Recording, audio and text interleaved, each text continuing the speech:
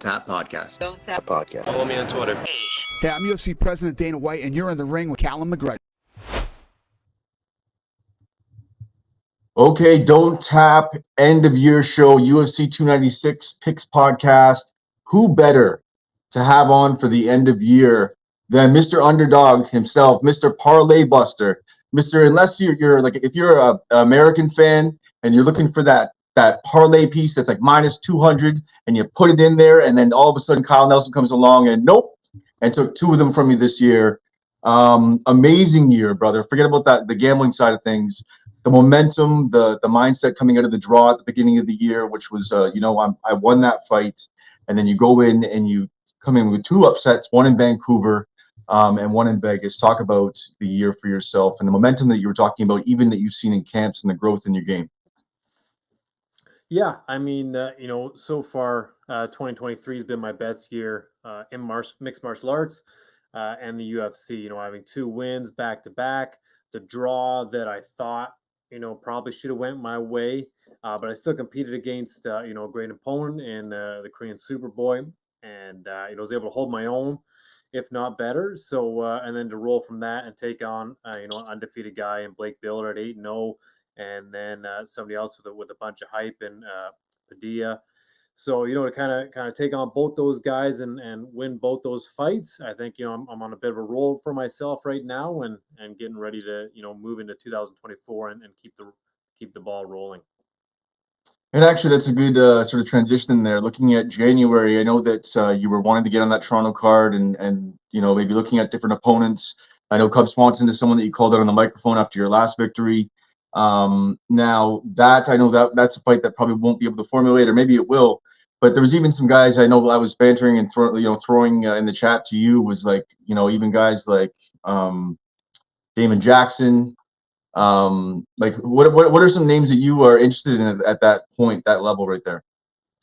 Yeah, I mean, Cub Swanson would obviously be, my first pick. And from what I've heard, he was offered a fight in UFC Toronto, and then I believe he's got some like back surgery or something like that, so he won't be ready by then. But if he can't make it, I mean, anybody else in the featherweight division, really, I feel like I'm starting to climb the ranks a little bit right now. Whereas like my last two opponents have kind of been newer guys to the UFC, and both had a bunch of hype and stuff. But I think I'm ready to start taking on, guys with 2 or 3 or 4 fights, or again jump up to somebody like Cub with a bunch of fights in the UFC.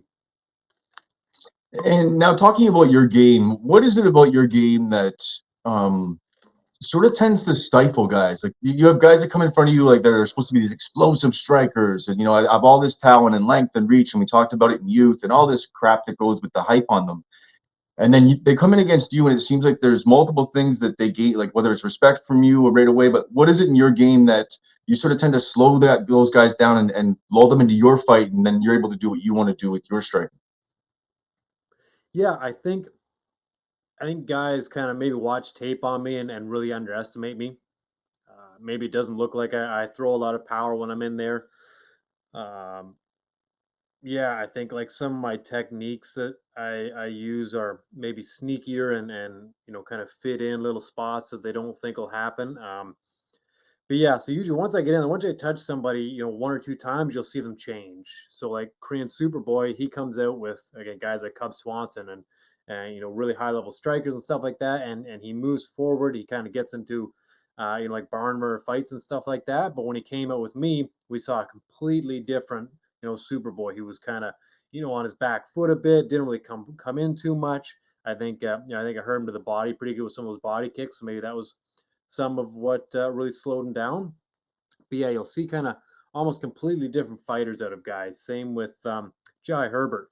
I was expecting a lot more out of him in our fight, but it just seemed like he more or less backed up and circled away from the fight, which, I felt like I won that one. Again, I thought, him backing up so much, maybe I'd win, but it was a tough fight to win in his hometown. But you don't need to focus on that fight, man. You had such an amazing 2023. Being the underdog in those fights, and you are right. Like you tend to sort of freeze guys up, like guys whether you come in with sort of that tricky technique initially, they sort of freeze up, and then if they get hit once or twice, they're already behind and they don't even realize it. It's too late because now they're thinking, and once they're thinking, not running their own game plan, and you're running your game plan, I'll get back to the gambling side of things. That plus 200 that you are is no longer plus 200. Now you're the favorite, and now leading towards the end, it's just fun to watch, man. You get people's respect right away. I think people do underestimate your power, because when you do touch people, they back up. They back up. They're on their back foot. So congratulations to you, one of the biggest dogs of the year. And me as a fan, it's amazing to see a fighter that's coming in as the underdog and pulls out a big victory. Jasmine Jasudavicius was like that this year as well too. But also doing this capping thing and doing breakdowns. I know it's selfish, but I want to be right. I want to look at it and go, I see this, and then you go in and actually do it. And it's like I'm on live streams multiple times, like calling these guys out, these American cappers that want to see their guys win. I'm like, Kyle's gonna do it again to you guys, and sure enough, you did. So thank you, sir. I appreciate that. Yeah, no problem. Now I know you also do like to break down fights. That's why I did ask you to come on, and I know that you have like sort of your own sponsorship that you work with, where you'll come and do some picks and everything else as well too. But you've been doing it for some time now, so I wanted you to sort of bring your top 3 spots to the table for the card, and we'll go back and forth. I've already sort of done a pre picks podcast, an earlier picks podcast where I broke down some of my spots. So I'll come in with them again, or maybe highlight on some of the spots that you're talking. So first and foremost, Kyle Nelson, to end the year, a Merry Christmas, and take it away with your first spot for UFC 296. Yeah. So, I mean, first, there's so many great fights on this card. I want to start with Tony Ferguson versus Paddy Pimblett. I think that's going to be, a huge fight. I think it's going to be very exciting. It's going to be very back and forth. It is going to be a tougher one to kind of make your picks and place your bets, just because, Tony's pretty wild. Paddy's pretty wild. Tony's on, like a 6-fight losing streak. Paddy's just coming up. So, if I go with my heart, I got to pick Tony. But, if I'm putting money on it, I got to lean towards Paddy. He's younger right now. He's on a roll. Even though he's coming off his last fight was a close fight and a lot of people thought he lost, he's still coming in on a win streak. And again, just that youth and the tenacity he's going to have going in there against Tony, I think it's going to be a decision.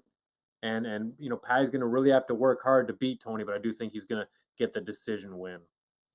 And I was just going to ask you, because right now, if you're looking at Paddy Pimblett, he's sitting around minus 300 to minus 330, depending on what books you're looking at.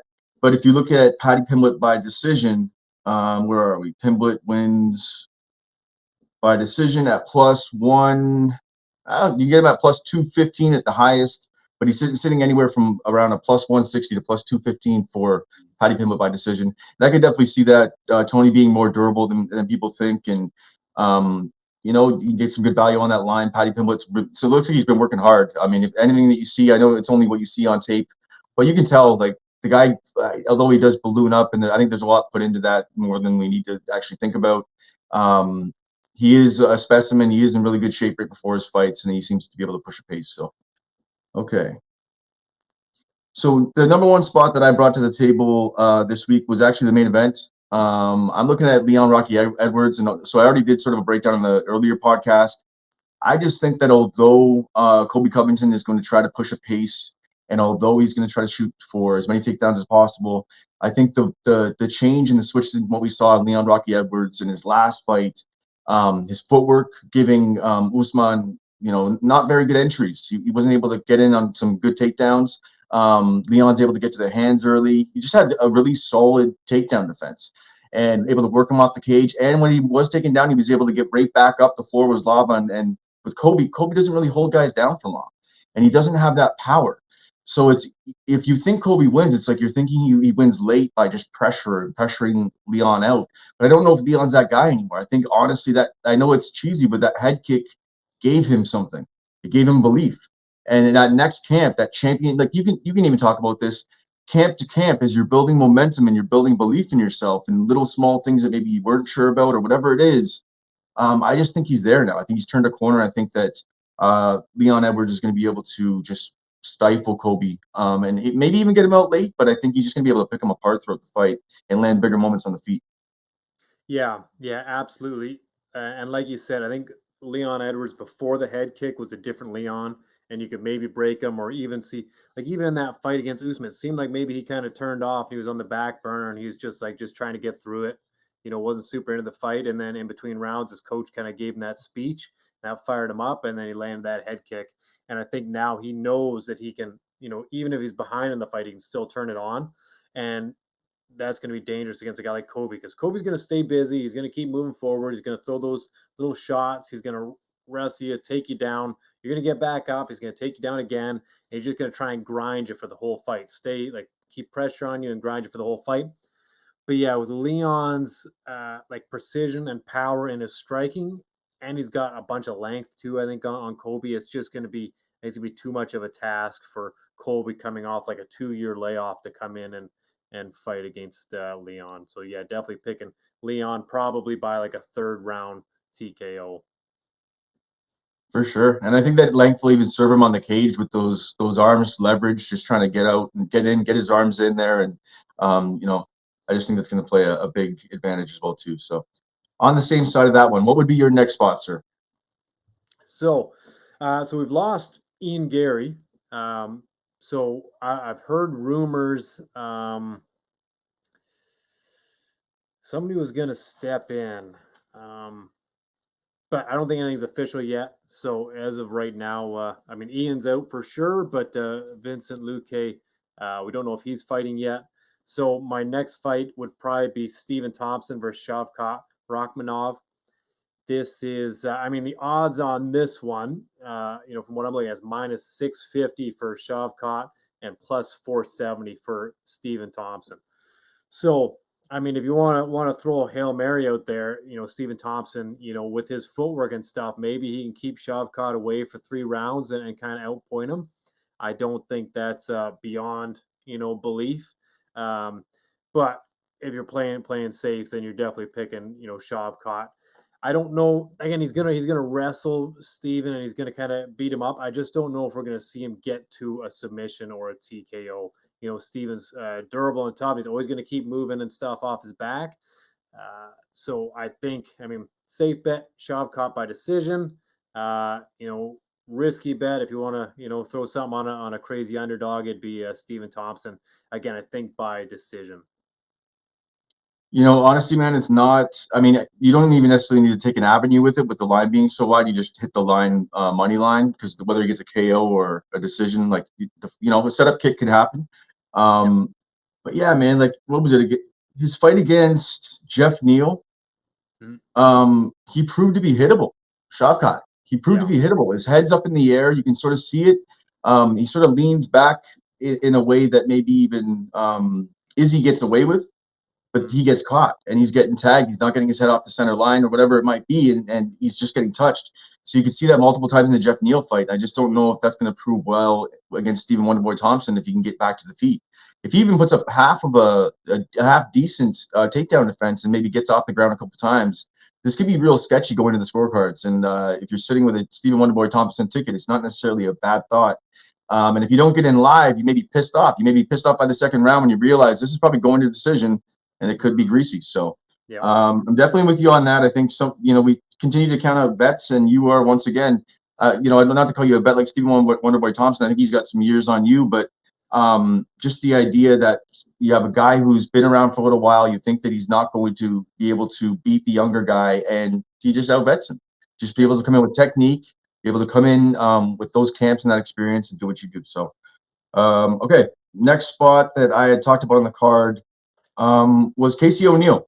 Looking at Casey O'Neill in her last fight coming off of surgery, she just looked like to be behind against Jennifer Maia. She was just never really able to, like, she still threw up, I think, 120 strikes.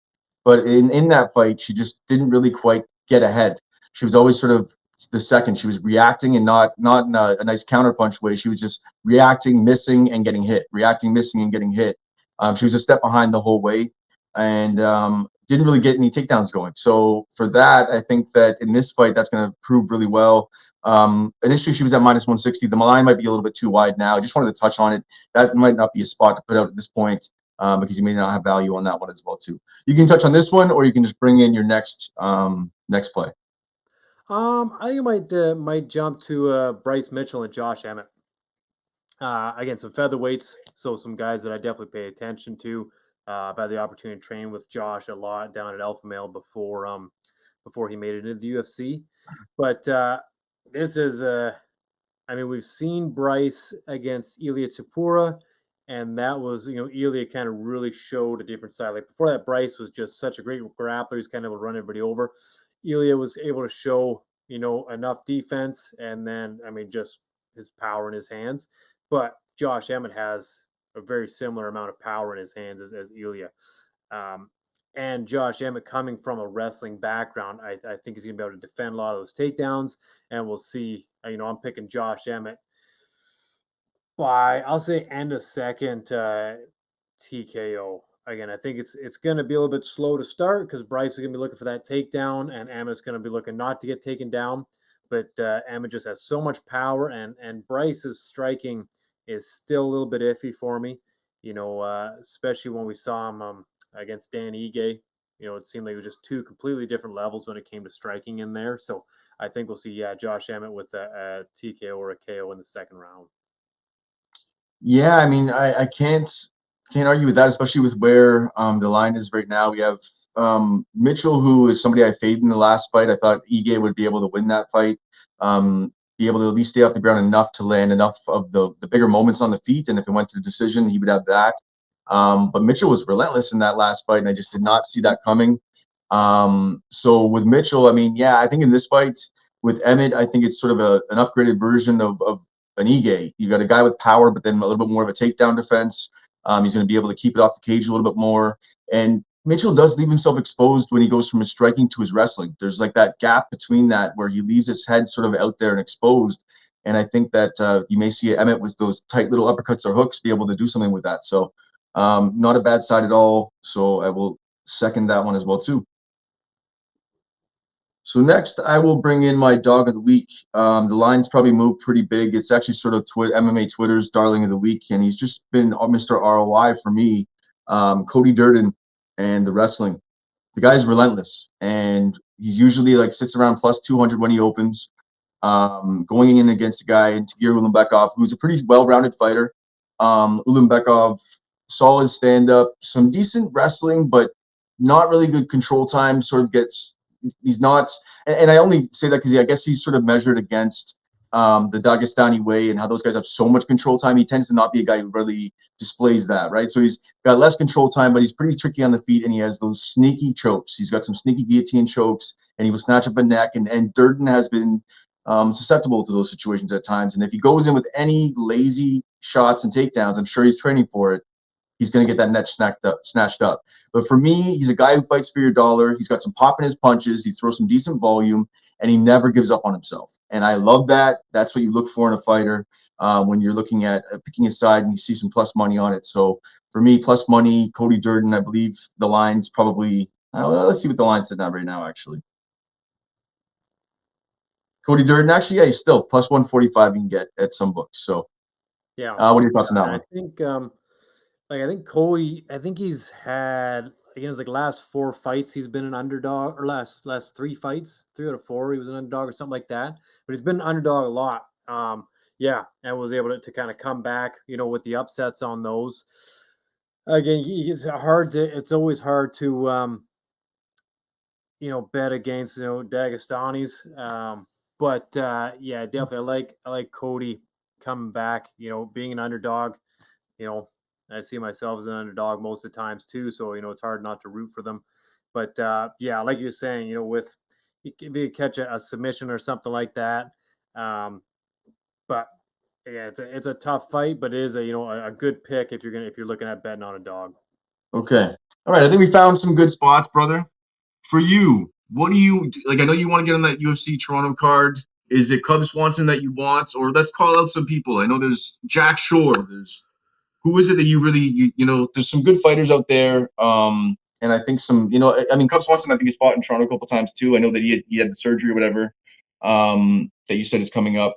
But who are some other fighters that you think that Damon Jackson? I think it would be open. I think he's even looking for a fight right now. Yeah. I'd love to see that matchup. You keep him on the feet, and you guys trade out on the feet as well too, and be a good mix up on the ground. A good wrestling camp for you too. Yeah. Also, there's another guy, Alex Caceres. Yep. He's coming off a fight. I think just fought Giga. I think Yeah, it was good that you fought. Yep. it was a much closer fight than I was expecting. I thought Giga would kind of run him over. But Alex came out and he put on a good show. He's also, I can't remember if he's in the top 15 or if he's number 15 or something like that, but he's definitely higher up in the division. And again, I think it'd be an exciting fight for me. It'd be tricky because he's got a little bit different style of stand up. But yeah, I think something like Alex Caceres would be great. Again, getting up there closer to like a Cub, where I'm starting to climb the ranks a little bit. Yeah, Caceres, he's a vet, man. He's been around for a while, and he's just tricky. He doesn't really go away, and he sort of sticks around in fights and finds ways to win. I definitely like that matchup. I'm just looking at the rankings right now. Lerone Murphy, I don't know if he's set. Where are you right now? There, okay. Jack Shore or higher, Damon Jackson, Diego Lopez. But no, Yeah, Nate Landwehr was a guy that I was kind of interested in. We fought on the same card, I think. I think he fought Dan Ige, and we were on the same yeah, card, maybe in London or that something. was right. He lost to Ige by decision on that card. Vancouver. Yeah, I mean Nate Landwehr is there. Depending on what happens in the Andre Fili fights, I mean there's a bunch out there, man. So yeah, let's go fighters. Let's fight in Toronto. Let's get this going and get Kyle on the card because yeah, man, I'd love to see. And I want to find out from you, and you can even send it to me in the chat. But I think Damon Jackson is somebody I talk to pretty regularly. I think that would be a fun fight as well too. But all right, brother. I don't want to take up any more of your time. I know you have to go train and get yourself, keep yourself fully ready because the call will come and then you're ready to go. I really appreciate your time. I appreciate the time that you put into the breakdowns of these. I know that you break down fights on a regular basis, and you're sort of a fanboy as well too.